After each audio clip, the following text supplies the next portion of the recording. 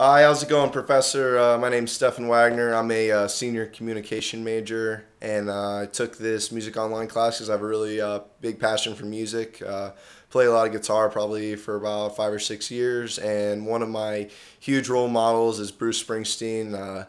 I couldn't think of any other artist but Bruce to do for our project, so I know a lot about his music, but not much about his personal life until doing the project. So here's the PowerPoint on Bruce Springsteen.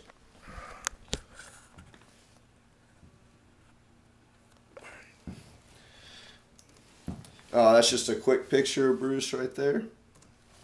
Background of Bruce. He was born in New Jersey and very well known in New Jersey for his relations to the New Jersey culture and also the Jewish culture in New Jersey. He really didn't get along with New Yorkers as much. He had a huge rivalry against them.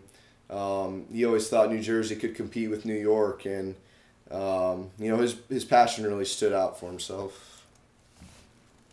Background continued. He had a father named Doug Springsteen, and he was a really hard worker. He was a mill worker and a prison guard, and he worked a lot of hours to put Bruce through school and to really make his son successful. And his mother, she had a insurance company that she worked for, and so she had a consistent pay or more steady pay than Doug did, and Bruce didn't really get along with his parents too much. He was always a rebellious child. Not necessarily that his parents didn't try hard for him, but I have a quick quote from him. It says, "When I was growing up, there were two things that were unpopular in my house. One was me, and the other was my guitar." This basically is saying that his parents wanted him to have, the life of a normal person, not of a rock star. I mean, during those times in the 60s and 70s, you didn't have aspirations of being a rock star. That was more of a lower level of the social class.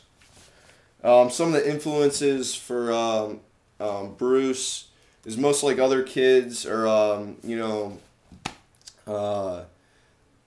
kids in that time period was Elvis Presley.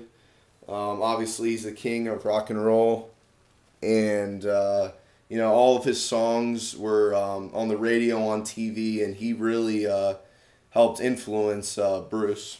Going along with that, Elvis was always on at the Ed Sullivan Show, more than most artists because he was the king back then.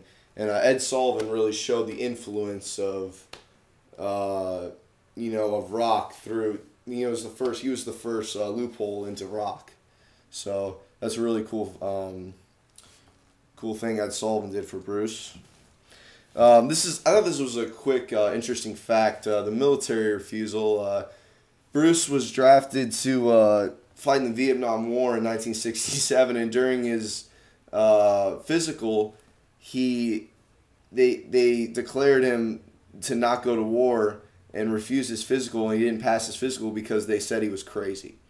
So all I can really pull from that is that he went into the room and had his physical and probably just pulled out a lot of propaganda and certain things that would make the nurse or the doctor or even the manager of the hospital mad.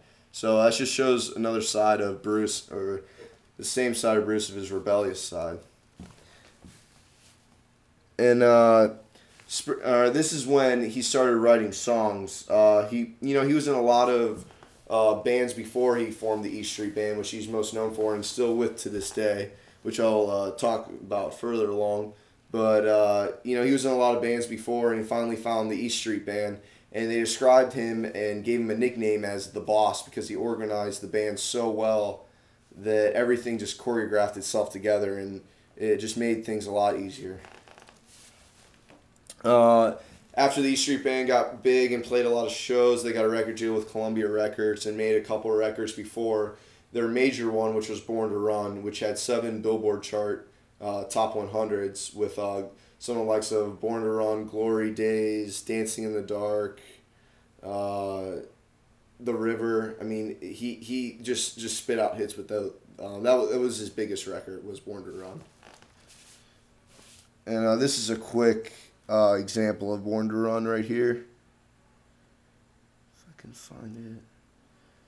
There you go. You can tell just how much energy he puts into each performance.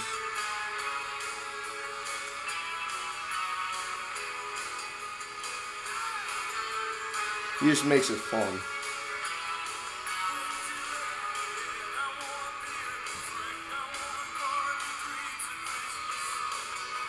Pretty cool though. Don't want to take too much time.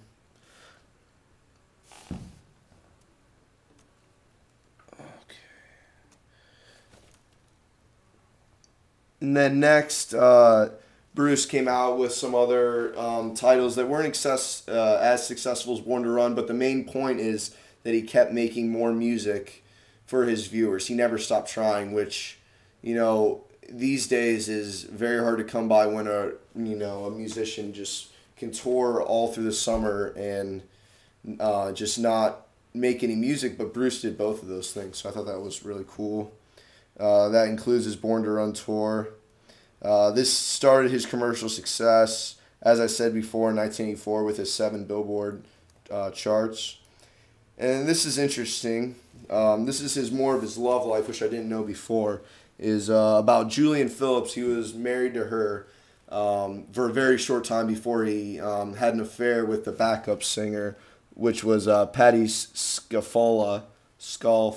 I'm not really sure how to pronounce that. But they're still married to this day, Patti and Bruce, and that was his love life. But before he married Patti, before everything happened, he went through a sort of depression stage and wrote, The Tunnel of Love in 1987, and in the Cream magazine in 1975, he just described his life as was in shambles. So he really went public with it. This is a quote from his manager. It says, Springsteen's music is often strange because it has an almost traditional sense of beauty, an inkling of the awe you can feel when, say, first falling in love or finally discovering that the magic in the music is also in you, which may also be first falling in love. And I think this just describes, his manager's describing Bruce as all of his different feelings that go into his music and how he equally distributes it through all of his different songs. And this goes along with his passion once again. And, I didn't mention this before, but his 3.5 hour long shows where he just doesn't stop playing because the crowd just loves it.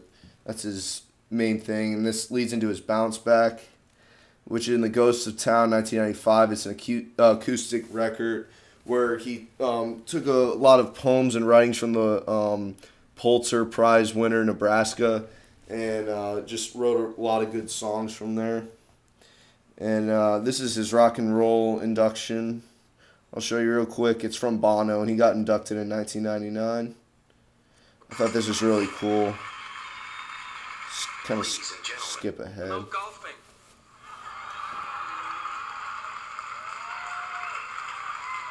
And Bono, as you know, is also a huge success. So. Even in the 80s.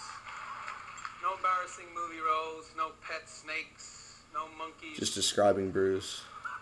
No exhibitions of his own paintings.